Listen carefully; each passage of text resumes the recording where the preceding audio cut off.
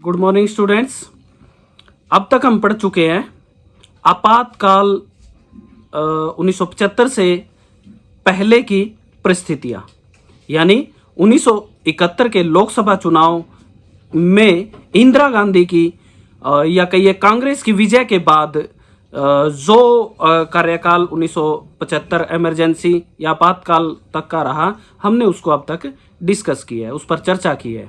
आज हम आपातकाल के दौरान की परिस्थितियों और उसके बाद की परिस्थितियों पर चर्चा करेंगे। आपातकाल की घोषणा फर्स्ट टाइम अक्टूबर 1962 में हुई थी, दूसरी बार दिसंबर 1971 में हुई थी, यानी पाकिस्तान के साथ जब युद्ध हुआ तो उस दौरान हुई थी, और यह इमरजेंसी हटी भी नहीं थी। 25 जून 1975 को ये दूसरी बार या तीसरी बार जो है इमरजेंसी लगी, और ये दिसंबर 1971 और 25 जून 1975 की जो इमरजेंसी थी या आपातकाल था, वो 18 जनवरी 1977 को दोनों इकट्ठी हटी थी।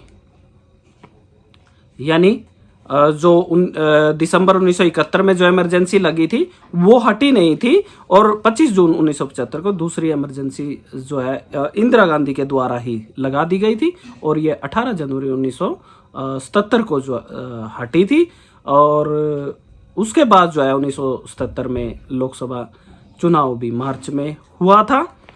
तो हम पढ़ चुके हैं अब तक न्यायपालिका के ऊपर जो प्रभाव कांग्रेस का या इंदिरा गांधी का था, प्रशासनिक अधिकारियों के ऊपर जो इंदिरा गांधी का प्रभाव था, यानी 1971 के चुनाव के बाद जो वादे इंदिरा गांधी ने भारत की जनता के साथ किए थे, लगभग उन वादों को पूरा करने में इंदिरा गांधी सफल नहीं हो पाई थी। उसमें कारण कहिए 1971 का पाकिस्तान के साथ युद्ध, बांग्लादेश के जो शरणार्थी, उनकी वजह से बहुत सारा जो है उनको शरण देनी पड़ी, खाने पीने की वस्तुएं उपलब्ध करानी पड़ी, तो बहुत सारी जो चीज़ें थी वहाँ घटित हुई, और 90,000 माना जाता है कि शरणार्थी भारत में आ गए थे। तो काफ़ी जो है कीमतों में बहुत ज़्यादा बढ़ोतरी हो गई थी, और जो 1972-73 में मानसून भी धीमा रहा था, जिसके कारण फसल अच्छी नहीं हुई थी। फसल अच्छी नहीं हुई, और जो उसी समय छात्र आंदोलन, बिहार आंदोलन, गुजरात नवनिर्माण आंदोलन, और उसी समय जो ये न्यायपालिका का जो प्रकरण था वो चल रहा था। तो कहीं ना कहीं इंदिरा गांधी को ऐसा लग रहा था कि न्यायपालिका संसद पर हावी हो रही है, और जो इंदिरा गांधी चाहती थी न्यायपालिका उसमें बाधा उत्पन्न कर रही थी, ऐसा इंदिरा गांधी मान रही थी। तो इंदिरा गांधी को कहीं ना कहीं न्यायपालिका खटक रही थी, और ऐसा ही 12 जून 1975 इलाहाबाद उच्च न्यायालय ने जो इंदिरा गांधी का जो चुनाव था 1971 का, उसमें उसके प्रतिद्वंदी रहे राजनारायण ने एक याचिका डाली उस चुनाव के खिलाफ, और ये 12 जून 1975 में वो फैसला आया, और उस फैसले में जो है 1971 के इंदिरा गांधी के चुनाव को अवैध घोषित कर दिया गया था। बाद में 24 जून 1975 को सर्वोच्च न्यायालय ने इंदिरा गांधी की सदस्यता जो है बरकरार रखी, सांसद वो बनी रहेंगी और प्रधानमंत्री बनी रहेंगी, लेकिन कुछ पाबंदियां इंदिरा गांधी पर लगा दी गई थी। उनको लोकसभा की कार्यवाही में भाग लेने की इजाजत नहीं दी गई थी। ये ऐसा माना जाता है कि जिस दौरान इंदिरा गांधी न्यायालय में पेश होती थी, उनको एक साधारण व्यक्ति की तरह वहां ट्रीट किया जाता था, जो कि इंदिरा गांधी के लिए एक बहुत कहिए कि वो सम्मान का विषय उन्होंने माना। आम नागरिक की तरह उनको वहां डील कोर्ट में किया जाता था। ऐसा सुनने में भी आया है कि किताब में तो ऐसी बात कहीं नहीं लिखी है, कहीं मैं पढ़ रहा था तो उसमें पता चलता है कि इंदिरा गांधी को पेशी के दौरान लगभग 5.5 घंटे तक उनसे पूछताछ हुई थी। तो देखिए इतना लंबा समय उनको कोर्ट में खड़े रहना पड़ा, और ऐसे में इंदिरा गांधी को ये बातें बहुत चुभ रही थी, उनको पिंच हो रही थी, कहीं ना कहीं न्यायपालिका उनको खटक रही थी, यानी उनके कार्यों में जो है न्यायपालिका बाधा बन रही थी। ऐसे में 25 जून 1975 को जयप्रकाश नारायण के नेतृत्व में रामलीला मैदान दिल्ली में लगभग 5000 लोग जुट गए थे। इंदिरा गांधी की जन विरोधी नीतियों के खिलाफ जयप्रकाश नारायण के नेतृत्व में लगभग विरोधी पार्टियां, छात्र नेता या लगभग छात्र, सभी धर्मों के लोग, सभी पार्टियों के, विरोधी पार्टियों के लोग जो है इस विरोध प्रदर्शन में, इस रैली में शामिल हुए थे। यहां पर जयप्रकाश नारायण जो एक सामाजिक नेता थे, उन्होंने देश के लोगों से आह्वान किया कि इंदिरा गांधी या सरकार की गलत नीतियों का विरोध करें। इवन उन्होंने पुलिस कर्मचारी और अन्य प्रकार के कर्मचारियों से कहा कि सरकार की गलत नीतियों का विरोध करें और जो जितना काम आप सरकारी है वो अच्छे प्रकार से करें, लेकिन सरकार की गलत नीतियों का विरोध करें। ऐसे में इंदिरा गांधी को लग रहा था कि ये जो आंदोलन है ये बड़ा विकराल रूप धारण करने वाला है और कहीं ना कहीं इसको इंदिरा गांधी ने अंदरूनी गड़बड़ी का नाम दे करके और इस आंदोलन को दबाने के लिए 26 जून 1975 को इमरजेंसी लागू कर दिया, आपातकाल की घोषणा कर दी, जो कि कहा गया कि अगले दिन सुबह जो है अगले दिन सुबह 7 बजे आकाशवाणी के माध्यम से इंदिरा गांधी ने अपने संबोधन में उन्होंने देश की जनता को संबोधित किया था। देश की जनता को उन्होंने संबोधित किया था और उसमें उन्होंने कहा था कि राष्ट्रपति द्वारा इमरजेंसी लागू कर दी गई है और इसमें पैनिक होने की जरूरत नहीं है। ऐसा आश्वासन जनता को दिया कि इसमें घबराने वाली कोई ऐसी बात नहीं है। तो आकाशवाणी से 26 जून का जो है रेडियो के माध्यम से ये संबोधन हुआ। अंदरूनी गड़बड़ी शब्द का प्रयोग करके राष्ट्रपति शासन जो है राष्ट्रपति फखरुद्दीन अली अहमद द्वारा लगा दिया गया था।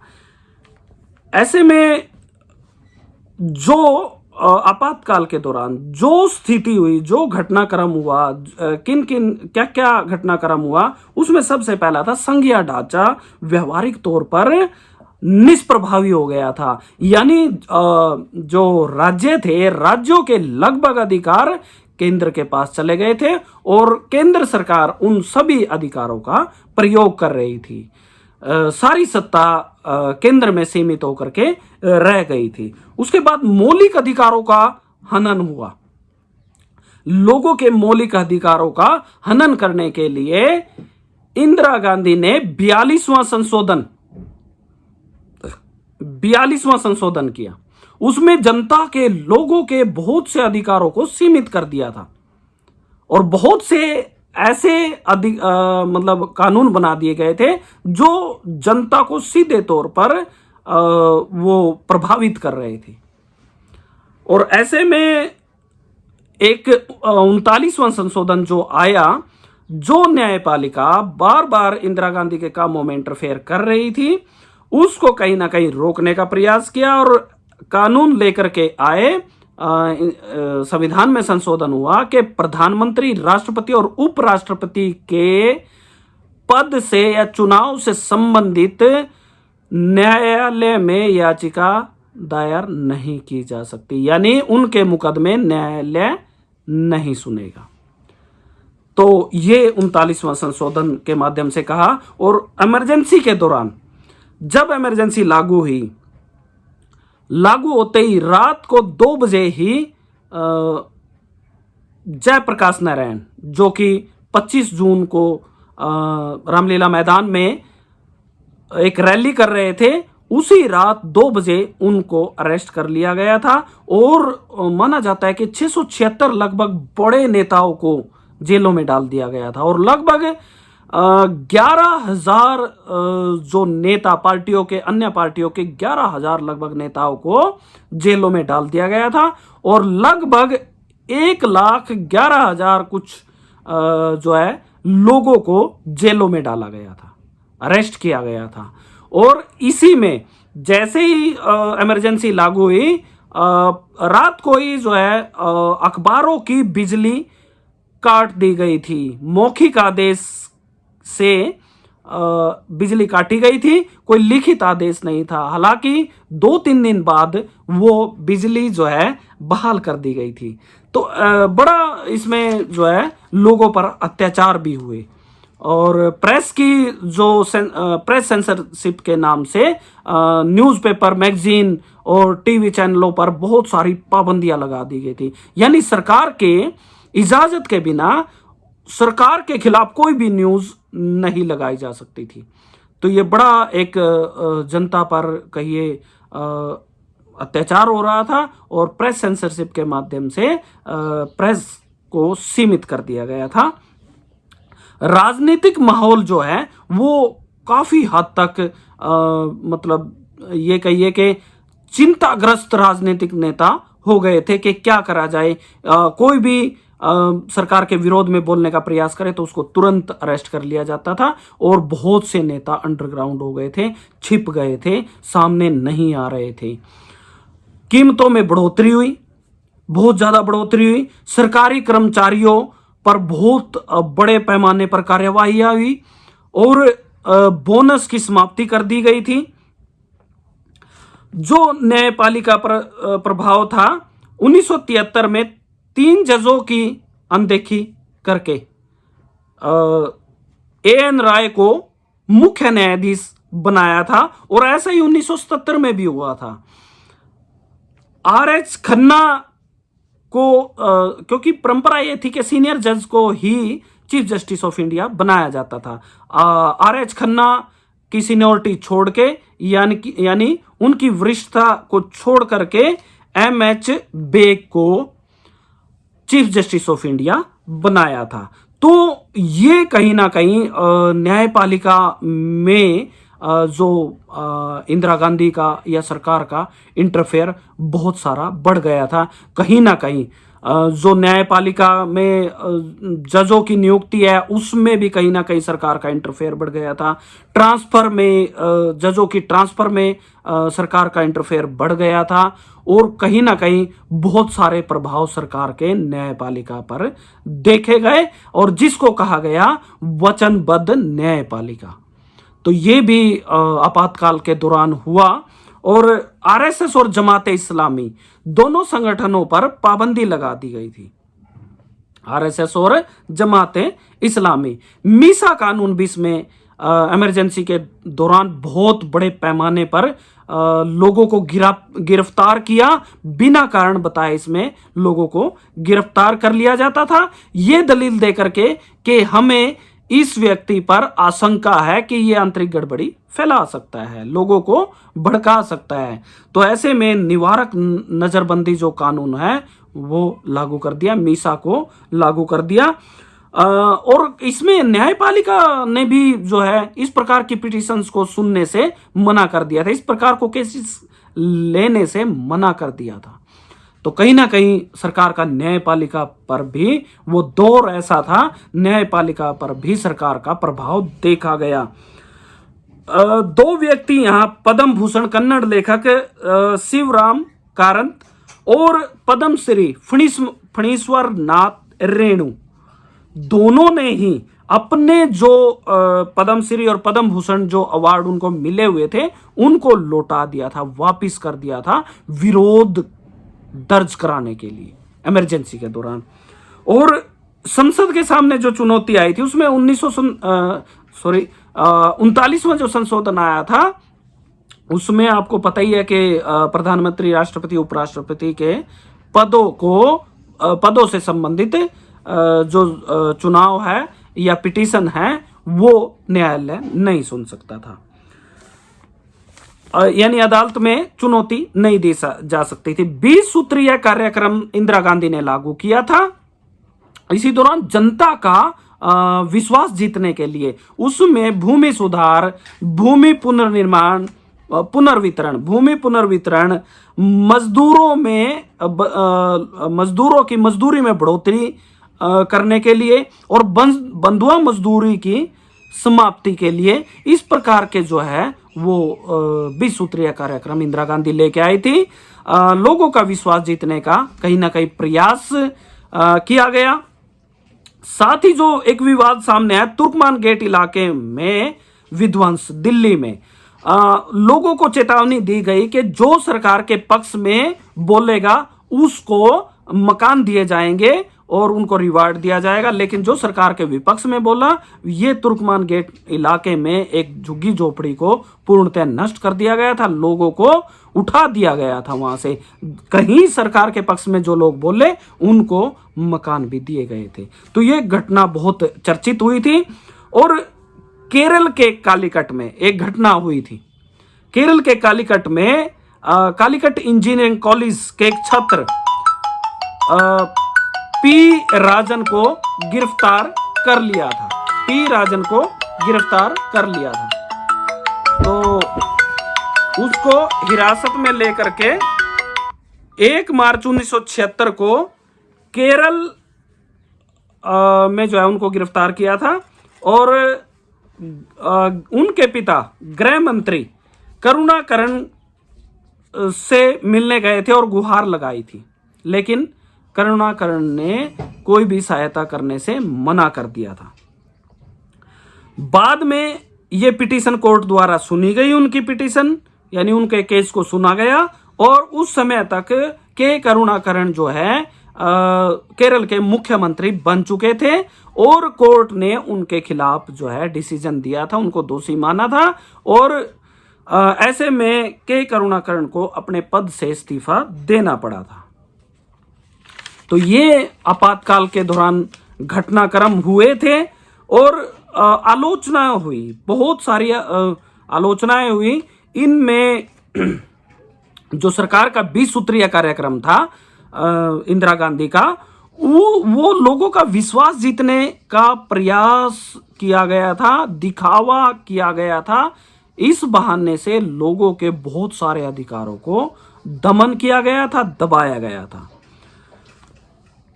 जो अब आलोचना हुई वो आलोचना है ज्यादातर जो सरकार ने वादे किए थे वो पूरे नहीं हो पाए थे। और मीसा कानून पर बहुत सारी चर्चाएं हुई, विरोध हुए और कानून को पूरी तरह गलत बताया गया था लोगों द्वारा। लगभग 1,11,000 लोगों को हिरासत में ले लिया गया था, जो कि बिल्कुल गैर कानूनी था मीसा कानून के तहत। अखबारों की बिजली काटना आलोचनाओं के घेरे में आया और प्रेस सेंसरशिप आलोचनाओं के घेरे में आया। यानी उस समय इंदिरा गांधी बहुत ज्यादा जातियों के कारण चर्चा में आई थी। लोकतंत्र को खतरे में बताया गया था आलोचकों द्वारा, क्योंकि हम ये चैप्टर ही लोकतंत्र का संकट जो है हम कर रहे हैं। यहां पर संजय गांधी की जो पिछले दरवाजे से जो भूमिका थी सामने, ना तो उनके पास कोई पद था, लेकिन फिर भी पूरा प्रधानमंत्री कार्यालय उनकी देखरेख में चल रहा था। ऐसा माना जाता है कि जो प्रधानमंत्री इंदिरा गांधी है वो एक समय इस्तीफा देने के लिए तैयार हो गई थी, लेकिन संजय गांधी ने उनको इस्तीफा देने से मना किया था और आगे की जो कार्यवाही है वो उन्होंने चलाई थी। इसमें एक बहुत बड़ा जनसंख्या को लेकर के संजय गांधी द्वारा एक बहुत बड़ा बैकडोर माना जाता है। पिछले दरवाजे से हम कहेंगे कि सरकार द्वारा जनसंख्या को लेकर के जबरन लोगों को उठाया गया और नसबंदी उनकी की गई, जबरन नसबंदी लोगों की करी गई। तो ये सरकार के लिए एक बहुत बड़ा नुकसानदायक जो है स्टेप रहा था, नुकसानदायक कदम रहा था। लोकतंत्र को बहुत हानि हुई थी। लोकतंत्र अपने निम्न स्तर पर उस दौरान माना गया था और अंदरूनी गड़बड़ी शब्द का जो प्रयोग किया गया था वो 1977 में जब 44वां संशोधन जनता पार्टी की सरकार लेके आई थी, उसमें अंदरूनी गड़बड़ी को सशस्त्र विद्रोह कर दिया था। सशस्त्र विद्रोह के नाम से आगे इमरजेंसी 352 आर्टिकल के तहत लगनी निश्चित करी गई थी कि सशस्त्र विद्रोह हो तभी इमरजेंसी लगेगी। 18 जनवरी 1977 को इमरजेंसी खत्म हो गई थी। आपातकाल की घोषणा जो हुई थी उसको आपातकाल को खत्म कर दिया गया था। मार्च 1977 में चुनाव हुए, लोकसभा के चुनाव हुए। ये जो सारा घटनाक्रम हुआ, इस दौरान लगभग विरोधी नेता जो है इकट्ठे होने शुरू हो गए थे और इकट्ठे होकर के उन्होंने इंदिरा गांधी के खिलाफ हल्ला बोला, उनके खिलाफ विरोध प्रदर्शन किए। ऐसे में 1 मई 1977 को जनता पार्टी का गठन हुआ। उसके अध्यक्ष मोरारजी देसाई बने और उपाध्यक्ष जो है चौधरी चरण सिंह बने। संसदीय समिति में 27 सदस्य रहे और महासचिव, 4 महासचिव के जो पद थे उनमें से एक लाल कृष्ण आडवाणी भी उनमें महासचिव के पद पर थे। जो पार्टियां थी, इसमें मुख्यतः 4 पार्टियों ने मिलकर के ये जनता पार्टी बनाई थी और बाद में इसमें इसमें कहिए कि जगजीवन राम की जो पार्टी थी वो भी इसमें शामिल हो गई थी, कांग्रेस फॉर डेमोक्रेसी, जिसको 1977 के चुनाव में 28 सीटें मिली थी अलग से, लेकिन वो बाद में सरकार में शामिल हो गई थी। जगजीवन राम के नेतृत्व में ये पार्टी कांग्रेस फॉर डेमोक्रेसी थी। पार्टियां इसमें 4 कांग्रेस और जनसंघ, भारतीय लोकदल और सोशलिस्ट पार्टी ने मिलकर जनता पार्टी का गठन किया था। अब हम 1977 के लोकसभा के चुनाव में परिस्थितियां सारी यही थी, घटनाक्रम सारा यही था। 1977 में 1 मई 1977 को जनता पार्टी के गठन के भी यही कुछ इंदिरा गांधी द्वारा अत्याचार या दमन की जो नीति थी उसके विरोध में जनता पार्टी का गठन हुआ था। और जो मुद्दे थे, जो कांग्रेस की हार और जनता पार्टी की जीत के जो कारण रहे, उन पर लगभग यही कारण वो हैं। आपातकाल की घोषणा, आपातकाल के दौरान इंदिरा गांधी ने जो अत्याचार लोगों पर किए थे उनसे त्रस्त होकर के जनता पार्टी का गठन हुआ था और चुनाव जीते भी थे।